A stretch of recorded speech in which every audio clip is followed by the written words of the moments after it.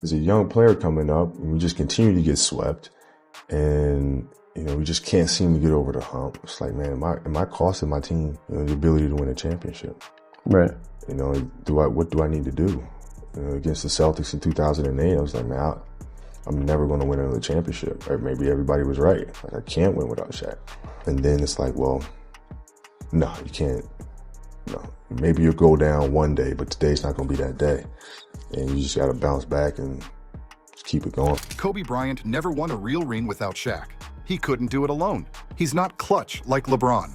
Really, the man who stayed with one franchise for 20 years, who rebuilt from the ashes of 2004, who faced the most stacked super team in NBA history and said, bet, that's who we're questioning. There's been a lot being said, and I think T-Mac said it first, that had he been on that Lakers team, that he believed they'd have won as many championships as Shaq and Kobe. Shaq co-signed what he said. And a lot of people are like, come on, bro.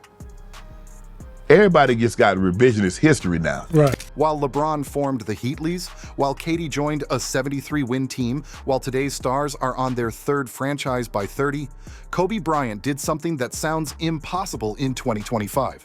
He stayed. He rebuilt, he conquered. And before you comment, but he had Pau. Yeah, he had one All-Star, not two, not three, one.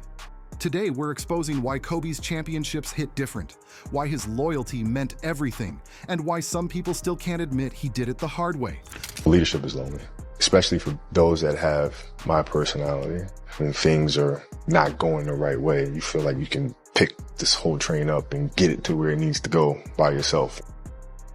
Stevie said right now, I want you to go there early. Listen to me. Go there early. If they're not coming along, then you just drag them along. I'm not going to be afraid of confrontation to get us to where we need to go. Matter of fact, get your hands off me. Don't touch me the rest of the scrimmage. Get your hands off me. There's a big misconception where people think winning or success comes from everybody putting their arms around each other and patting them on the back when they mess up, and that's just not reality. Let's see what Kobe was up against. 2008. The Boston Celtics just assembled the NBA's first modern super team. Paul Pierce, Ray Allen, Kevin Garnett. 3 future Hall of Famers who said, forget competing, let's just team up and guarantee rings. Skip Bayless called them the most talented trio ever assembled. Stephen A. Smith said, the league is over for the next 5 years. And what did they do to Kobe? They humiliated him. 131-92 in Game 6 of the 2008 Finals. The Lakers lost by 39 points, at home, in an elimination game. You know what happened next in today's NBA? The star demands a trade, forms his own super team, takes the hardest road to the team that beat him. But Kobe looked at Jerry Buss and said, don't trade me. Get me one piece, just one, and I'll handle the rest. That piece was Pau Gasol, a one-time All-Star who Memphis literally gave away for Kwame Brown and 2 late picks. The same Pau Gasol who never won a playoff series before joining Kobe. Fue mi hermano y siempre será mi hermano. He's the big brother that I never had. When he retires, he will have his number in the rafters next to mine. Because I don't win those championships without Pau. Shots, let's go! We know that. Everybody knows that. Him coming here to this organization changed everything. And it's like, Pau, welcome to the team, man. Super happy that you're here. But now let's go win a championship. He would give me that look and be like, hey, you ready? Just to engage me. A guy that is not going to settle for anything else than excellence. Kobe on the backboard, slams it from Pau Gasol. We built another dynasty together. I won't be able to thank him enough for that. But he's just an amazing person. My daughter's full name is Elizabeth Gianna Gasol. To have Gianna's name, remembering her and having her present, it represents so much. I'm just going to try to be a good father to my daughter, a good uncle to his daughters. He's just a great person, man, and aside from being a champion. Meanwhile, let's see what other stars were doing. LeBron in 2010, I'm taking my talents to South Beach. Joined Wade and Bosh, 3 top 15 players. Pat Riley literally crying at the press conference because he knew they just broke basketball. Kevin Durant in 2016 joined the Warriors, the team that beat him, the team that won 73 games without him. Added himself to Steph, Clay, and Draymond. I was tired of playing in that system. I was tired of like having to be the only guy that can make threes, make jump shots, and consistently make them. So my mind was already thinking about how can I develop my game more so than like the Warriors versus Thunder, that rivalry. Like, even if that was a rivalry, I didn't give a fuck. I just wanted to keep developing my game. On top of that, we only played them one time in the playoffs, so I didn't really feel like a genuine deep hate for the Warriors. Me going there and playing for them, it didn't matter if we'd have won or lost the series. I wanted to play there and live in the Bay. But here's where it gets spicy, and I know this is going to trigger some people in the comments. If Kobe had done what these guys did, if he had joined Tim Duncan in 2004, or teamed up with KG and Paul Pierce, or formed a big three with CP3 and Dwight when they begged him to, the debate would be over. No GOAT conversation.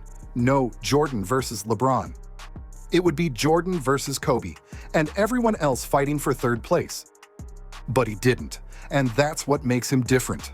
So are you saying that Kobe's first 8 years are better than LeBron's first 8 years? I think Kobe's a better player in his first 8 years than Bron was. And I think Kobe was a better player in the next 8 years than Bron was. So I just think Kobe was a better player. And I think he's a better fit with Shaq. So this is a biased take. I think Kobe's better than LeBron. I just don't know what else you want from LeBron. You said that LeBron would have to take a back seat and be more of that playmaker. So then if LeBron's doing that, we do not look at LeBron the same way then. Now let's talk about the haters, because oh boy, did they come out in force. After 2004, when Shaq left, Bill Simmons wrote, "Kobe Bryant will never win another championship as the best player on his team. Book it." Charles Barkley on TNT, "Kobe ran Shaq out of town and now he's gonna learn what it's like to be Tracy McGrady." Even Magic Johnson went on ESPN and said, "I don't know if Kobe has what it takes to lead a team to a championship." So I'm looking at Shaq, and you gotta think, San Antonio and the Lakers won all the fucking championships at that time. Like, nobody else was winning. So when I said it, and here's what I do want to say. Ain't nobody replacing Kobe, right? Nobody's replacing Kobe. Subscribe if you remember where you were when Kobe dropped 81. But then something happened, something that today's players don't even attempt anymore. Kobe went through the process, the real process. Not tanking, not team hopping. The actual painful, grinding process of rebuilding a championship team. 2005, lost in the first round. 2006, blew a 3-1 lead to Phoenix. 2007, lost in the first round again. You know what he did? He scored 81 points to remind everyone who he was. He scored 62 in 3 quarters against Dallas. He had 65 against Portland, 61 at Madison Square Garden. He was averaging 35-36 points a game, dragging Smush Parker and Kwame Brown to the playoffs. And the whole time, teams were calling. The Bulls offered Luol Deng, Ben Gordon, and picks. The Pistons offered Rip Hamilton and Tayshaun Prince. Dr. Buss was ready to make a deal, but Kobe said no. He said, "I want to retire a Laker." So when you saw that you couldn't motivate others, they were lazy, how did you respond? Go up to Phil's office and Mitch's office, and we have a nice salary cap conversation about how we can move these players and get them out of there, pack them up and move them out. So you were the general manager?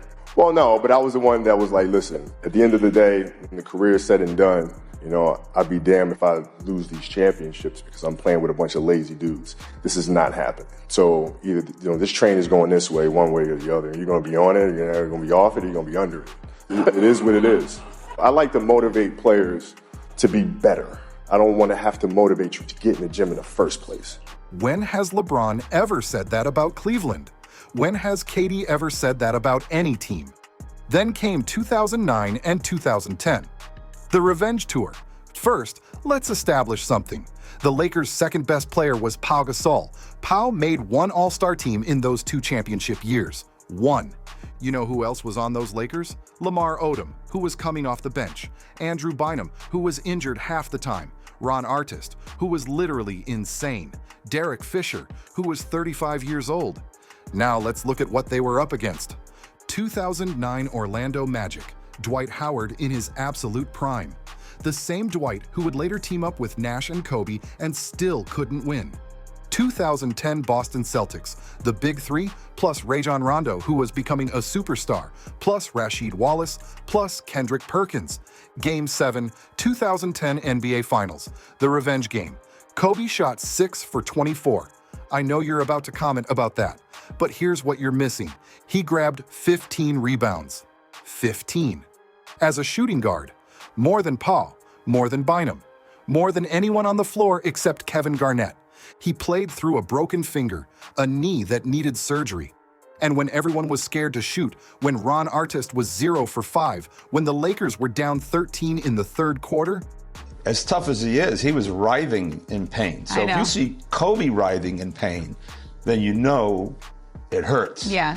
And dislocations hurt. Yeah. And he had there's different degrees of dislocations. Mm-hmm. And if you can see my face, I really had to put a lot of traction on that bone to get it back in place. That's how dislocated it was. Mm-hmm. I put it in, and as soon as I did, you could just see that his pain went away.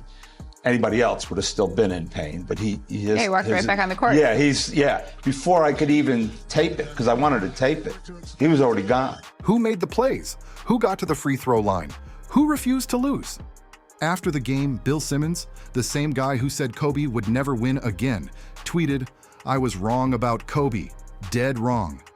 Paul Pierce, who talked all that trash, said in the postgame, Kobe Bryant is the best player in the world, period. Even LeBron, who had just formed his super team in Miami, posted, "Respect to the Mamba."